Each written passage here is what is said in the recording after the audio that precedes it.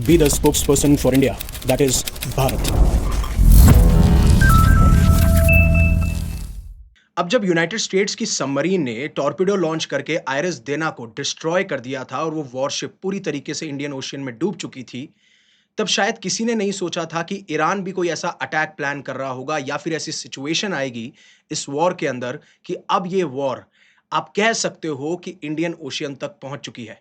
क्योंकि जैसी रिपोर्ट्स निकल के आ रही हैं, क्योंकि सबसे पहली बार वॉल स्ट्रीट जर्नल के अंदर एक रिपोर्ट निकल के आती है कि ईरान ने अपनी 2 बैलिस्टिक मिसाइल को फायर किया टुवर्ड्स एक जॉइंट यूएस और यूके का मिलिट्री बेस है। आप सब ने उसके बारे में सुना होगा, जिसका नाम है डियागो गार्शिया इन चैगोस आइलैंड। अब जो रिपोर्ट्स आ रही हैं वो ये कहती हैं कि ईरान की तरफ से 2 बैलिस्टिक मिसाइल छोड़ी गई इस बेस की तरफ। एक बैलिस्टिक मिसाइल हवा में ही फेल हो गई थी और दूसरी बैलिस्टिक मिसाइल को यूएस वॉरशिप ने डिस्ट्रॉय कर दिया। यानी कि ईरान की तरफ से अटैक तो हुआ, बट वो अटैक सक्सेसफुल नहीं हुआ। बट वो अटैक सक्सेसफुल नहीं हुआ, ये इंपॉर्टेंट बात नहीं है। और क्यों कह रहा हूं कि ये बहुत ही शॉकिंग और इंटरेस्टिंग डेवलपमेंट है, बट उससे पहले आपको ये समझना पड़ेगा कि ये चीजें हुई क्यों। मतलब एकदम से अचानक से ऐसा क्या हो गया कि जो वॉर सीमित थी मिडल ईस्टर्न नेशंस तक या गल्फ स्टेट्स तक, या आप कह सकते हो कि यूके के जो बाकी साइप्रस बेस है वहां पे भी पहले टारगेट किए गए थे और इसकी रिपोर्ट्स भी निकल के आई थी। तो होता क्या है कि कल यूके के जो प्राइम मिनिस्टर हैं वो ये कहते हैं कि अब हम यूनाइटेड स्टेट्स को अपने 2 बेसेस अलाउ करेंगे, जिससे कि यूनाइटेड स्टेट्स अटैक कर पाए उन ईरानियन साइट्स के ऊपर जिसका इस्तेमाल ईरान कर रहा है उन शिप वेसल्स को टारगेट करने के लिए जो स्ट्रेट ऑफ हॉर्मुज से पास ऑन कर रही हैं। और इसके बारे में कल इन्होंने कहा भी था। लेकिन इंटरेस्टिंग बात यह है कि इनका यू टर्न देखिए, जिसको अब इनकी काफी सारी जो पार्टीज हैं, यूके की पार्टीज, कंजर्वेटिव पार्टीज और लीडर लिबरल डेमोक्रेट पार्टी, वो ये कह रहे हैं कि अब तो जो ट्रंप कह रहे हैं आप वो मान रहे हैं और आपका ये सबसे बड़ा टर्न है। It is mother of all you turns by UK. क्योंकि पहले इन्होंने क्या कहा, पहले इन्होंने ये कहा था कि जो यूके के बेसिस हैं वो सिर्फ डिफेंसिव ऑपरेशन के लिए इस्तेमाल किए जाएंगे। यानी अगर हमारे ऊपर कोई अटैक होता है ईरान की तरफ से या फिर हमें लगता है कि ऐसा कोई खतरा है और हमारे तरफ आ रहा है, तो हम सिर्फ अपने आप को डिफेंड करेंगे, हम अटैक नहीं करेंगे।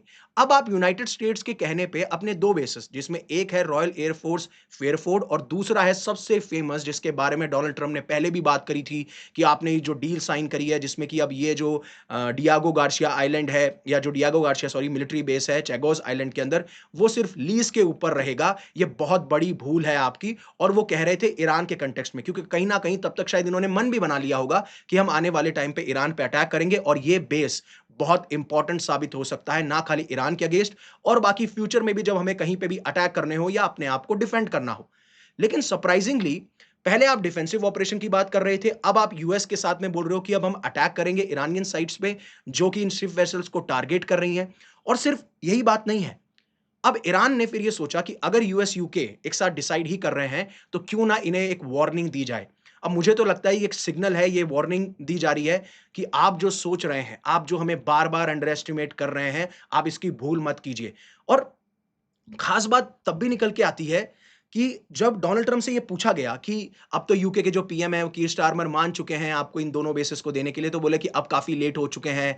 मैं उनसे बहुत ज्यादा एक्सपेक्ट करता था। जब भी यूएस का कोई ऑपरेशन हुआ है या यूएस ने कभी भी वो मुश्किल समय में रहा है, तो ब्रिटेन हमेशा से हमारा सबसे पहला अलाय था जो हमारे साथ में आके जुड़ता था। और वहीं पे ईरान ने कहा कि ये जो स्टेप है, ईरान के जो फॉरेन मिनिस्टर, ये जो स्टेप है, ये जो ब्रिटिश लोग हैं उनकी लाइफ्स को बहुत खतरे में और डेंजर में डाल सकता है। बट डियागो गार्सिया में इतना खास क्यों है, और मैं बताऊंगा आगे जाके कि एक शॉकिंग और इंटरेस्टिंग डेवलपमेंट क्यों है। अब डियागो गार्सिया की जब बात करेंगे ना, ये बहुत सदियों से, मतलब बहुत सालों से एक मेजर यूएस मिलिट्री हब रहा है। और खासकर अगर आप मिडल ईस्ट, अफ्रीका या एशिया में इनको कोई ऑपरेशन करने हो, तो ये जो बेस है, ये जो हब है, बहुत ज्यादा इंपॉर्टेंट बन जाता है। बिकॉज यहां से आप सबमरीन्स ले जा सकते हैं, सबमरीन्स को डिप्लॉय कर सकते हैं, बॉम्बर्स तैनात कर सकते हैं। और अगर कोई भी सिचुएशन एशिया में, मिडल ईस्ट में, अफ्रीका में क्विकली अगर मान लीजिए अनफोल्ड होती है जिसमें शायद आपका कंट्रोल उतना ना हो, तो आप उस चीज को कंट्रोल कर सकते हो। अब चाहे से आपको अटैक करना हो या अपने आप को डिफेंड करना हो, इसीलिए ये डियागो गार्सिया इंपॉर्टेंट है। बट डियागो गार्सिया इंपॉर्टेंट होने की वजह से ये टारगेट नहीं हुआ है। ये टारगेट कल जो न्यूज निकल के आई है, जब यूके पीएम कीर स्टारमर ये स्टेटमेंट देते हैं कि अब यूएस इन बेसिस का इस्तेमाल कर सकता है, उसके एवज में ये रिस्पॉन्स दिया गया है। बट डोनाल्ड ट्रंप है। और ये जब सब कुछ हो रहा था, जब यूके पीएम ने कहा, तो डोनाल्ड ट्रम्प उससे पहले एक और स्टेटमेंट दे चुके थे कि नेटो ने मतलब विदाउट यूएस नेटो जो है एक पेपर टाइगर की तरह है। अब मैं इनसे बार-बार रिक्वेस्ट कर रहा हूँ कि आप आइए, आप स्ट्रेट ऑफ हॉर्मुज़ को रीओपन करने की कोशिश कीजिए एंड देन उसी के साथ ये कहते हैं कि ईरान में अब कोई लीडर नहीं बचा है जिससे हम बातचीत कर सकते हैं। और अब जो खबरें निकल के आ रही हैं, ना डोनाल्ड ट्रम्प इंटरेस्टेड है सीज़फायर के अंदर और अगर हैं भी तो वैसा रिस्पॉन्स आ नहीं रहा है और ईरान के फॉरेन मिनिस्टर साफ-साफ ये कहते हैं कि हम तो कोई सीज़फायर नहीं करने वाले क्योंकि जैसे हमने पहले सीज़फायर किया था, जब जून के अंदर हमारे ऊपर अटैक हुए, तो उस टाइम पे भी हमने देख लिया कि एक सीज़फायर एक बहाना था। हम नेगोशिएशन कर रहे थे, उस टाइम पे हम पे अटैक कर दिया, सिर्फ इनको एक बहाना चाहिए होता है, जैसा भी इनको अटैक करना हो तभी अटैक करेंगे, तो this time we are not going to do ceasefire and all. अब आगे जानने से पहले कि ये शॉकिंग क्यों है? मतलब ऐसा क्या हो गया? ठीक है, यूके ने बोला डियागो गार्सिया पे अटैक हो गया, उससे पहले अनअकैडमी आपके लिए लेके आया है सब्सक्रिप्शन, जिसमें 20-21 मार्च को ये सब्सक्रिप्शन 19,999 में अवेलेबल है। डिस्क्रिप्शन में आपको लिंक मिल जाएगा, आप जाके इस ऑफर को अवेल कर सकते हैं और आप कोड यूज़ कर सकते हैं YUVI50। अब डोनाल्ड ट्रम्प कहते क्या हैं? डोनाल्ड ट्रम्प ने ये कहा कल, मतलब ये जब से सब इंसिडेंट हुए उससे पहले का इंसिडेंट है कि without US NATO is a paper tiger. वो हमारे साथ में इस फाइट को जॉइन नहीं करना चाहते जिससे न्यूक्लियर पावर्ड ईरान को जो है स्टॉप किया जा सके। अब न्यूक्लियर पावर्ड ईरान का मतलब क्या है? न्यूक्लियर पावर्ड ईरान का मतलब है ईरान के पास में न्यूक्लियर पावर है, राइट? न्यूक्लियर वेपन है। अब ये कई बार कई स्टेटमेंट फॉर्म कर रहे होते हैं तो मुझे समझ में नहीं आता कि किस तरीके की सोच रख रहे होते हैं, क्योंकि राइट नाउ आप कह रहे हो ना कि न्यूक्लियर पावर अभी तक वो बना नहीं है, उसके पास वेपन नहीं है और हम नहीं चाहते कि वो बने। और आप जब इनको कहते हो तो आप ये कहते हो कि न्यूक्लियर पावर ईरान है। नाउ दैट कि हम मिलिटरीली तो जीत चुके हैं, ये अपने आप को बार-बार हज़ार बार डिक्लेयर कर देंगे, मिलिट्री वाइज़ जीत चुके हो एंड व्हाट नॉट। बट अभी भी थोड़ा बहुत लिटिल डेंजर उनके लिए है, लेकिन वो बार-बार कंप्लेन करते हैं कि बहुत ज़्यादा ऑयल प्राइसेज़ हैं, लेकिन अब वो है ना स्ट्रेट ऑफ हॉर्मुज़ को ओपन करने के लिए नहीं आना चाहते एंड व्हाट ऑल और they are cowards and we will remember this, इस तरीके के स्टेटमेंट आए। और वहीं पे उससे पहले उसके बाद में शायद इस पोस्ट से पहले ही न्यूज़ आ चुकी थी कि 5 यूरोपियन नेशंस और जापान एग्री कर चुके हैं कि वो एंश्योर करेंगे कि स्ट्रेट ऑफ हॉर्मुज़ पे सिक्योरिटी बनी रहे जिससे शिप वेसल्स गुज़र रखें। क्योंकि जिस तरीके से ऑयल प्राइसेज़ बढ़ रही हैं, जिस तरीके से एनर्जी सिक्योरिटी क्राइसिस आ रखा है, तो ऑब्वियस सी बात है, ये सारी सिचुएशन बहुत खतरनाक हो जाती है। बट अब जब ईरान ने ये कंफर्म कर दिया है, जब जापानी स्टेट मीडिया से बात कर रहे थे, तब ईरान के फॉरेन मिनिस्टर ने ये कह दिया कि हम जापानीज़ वेसल्स को अलाउ कर देंगे स्ट्रेट ऑफ हॉर्मुज़ से पास होने में। अब जो ये रिपोर्ट्स निकल के आ रही हैं, ये बहुत इंटरेस्टिंग है, क्योंकि अब आपने एक तरफ तो जापान ने ये कमिट कर दिया कि हम आ रहे हैं, हम सिक्योरिटी एंश्योर करेंगे और दूसरी तरफ ईरान के फॉरेन मिनिस्टर ये कहते हैं कि हम जापानीज़ वेसल्स को जाने देंगे। तो अब ये देखना होगा कि ईरान इस न्यूज़ के ऊपर कैसे रिएक्ट करेगा। क्या जापानीज़ बेसेस या फिर आप कह सकते हो जापानीज़ जो क्या नाम है टेरिटरी है वो थ्रेट में रहेगी नहीं रहेगी, हालांकि डिस्टेंस काफ़ी दूर है, बट वही तो शॉकिंग बात है। शॉकिंग बात ये है कि अगर आप डिस्टेंस देखेंगे ईरान से डियागो गार्सिया का, वो लगभग 3,800 से 4,000 किलोमीटर है। और ईरान के पास में मिसाइल कैपेबिलिटीज़ कितनी है? जब ईरान बार-बार ये कहता है कि हमारे पास में तो जो मिसाइल कैपेबिलिटीज़ हैं और हमने इंटेंशनली हमारी मिसाइल की जो क्षमता है उसको 2,000 किलोमीटर तक की रेंज में रखा है। और इसके बारे में इन्होंने काफ़ी बार बात की है कि हमारे पास में अलग-अलग रेंजेस की अलग-अलग मिसाइल हैं। जैसे 300 kilometre, 500 kilometre, 800 kilometre, 1300 kilometre, 2000 kilometre. अब चाहे से आप फतेह 1 ले लें, फतेह 313 ले लें, शहाब 2 ले लें, देन उसके बाद में गदर ले लें, सेजिल ले लें। बट कुछ एक्सपर्ट्स का मानना ये है, ये पहले भी कहते थे कि ईरान जो है अपनी कैपेबिलिटीज़ को छुपा रहा है। ईरान के पास में ऐसी भी मिसाइल्स हैं जो 3,000 साढ़े 3,000 किलोमीटर तक के टारगेट को लॉक इन करके वहाँ पे अटैक कर सकती है।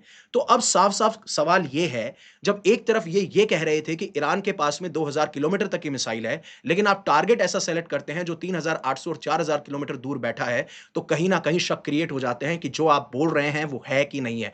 और देखिए इसमें ऐसा नहीं है कि ईरान ऐसा अकेला देश है, बहुत सारे ऐसा देश करते हैं। मतलब हर एक देश लगभग यही करता है कि हम रियल में एक्चुअली में अपनी कैपेबिलिटीज़ ना बताएँ। मतलब आप कहेंगे कि ये जो मिसाइल है वो शायद 5,000 किलोमीटर तक जाएगी, बट हो सकता है उसकी एक्चुअल रेंज 8,000 किलोमीटर हो। कोई भी अपना एक वो जो एक्स फैक्टर है या जो वो शॉकिंग फैक्टर है, वो किसी को बता के नहीं रखेगा, वो ऐसी सिचुएशन में ही इस्तेमाल किया जाता है। इसीलिए ये शॉकिंग और इंटरेस्टिंग डेवलपमेंट है। क्या उन्होंने कोई नई टेक्नोलॉजी इजाद कर ली है या पहले से ही उनके पास में क्षमता थी कि वो इतनी दूर टारगेट्स को अटैक कर सकते हैं? बट सबसे गंभीर बात ये है कि अब इंडियन ओशियन भी इस पूरे के पूरे वॉर का हिस्सा बन चुका है। एक नया थिएटर आपको देखने को मिल रहा है, दैट इज़ इंडियन ओशियन, और चीज़ें बहुत ज़्यादा इंटरेस्टिंग होने वाली हैं। एंड अब आगे क्या-क्या होगा, मतलब आज तो बहुत सारी ऐसी डेवलपमेंट्स हुए हैं जो बहुत ज़्यादा इंटरेस्टिंग है, शॉकिंग है। जितना भी होगा मैं वीडियो लाता रहूँगा आपके लिए, बट ख़ास बात ये है कि हो सकता है कि आपको मंडे से जो है फेसलेस वीडियो दिखे, बिकॉज़ मैं after 20 months I am going to home, so that's why. But videos continuously मेरी रिस्पॉन्सिबिलिटी रहेगी कि आपको वीडियोज़ मिलते रहें, आपके जो भी डेवलपमेंट हो रहे हैं, आप उससे अवेयर रहें। So thank you very much for giving me your precious asset, that is your time. Stay safe, stay happy, take care. Jai Hind, Jai Bharat. And always remember one thing, live in such a way that universe will be proud of you.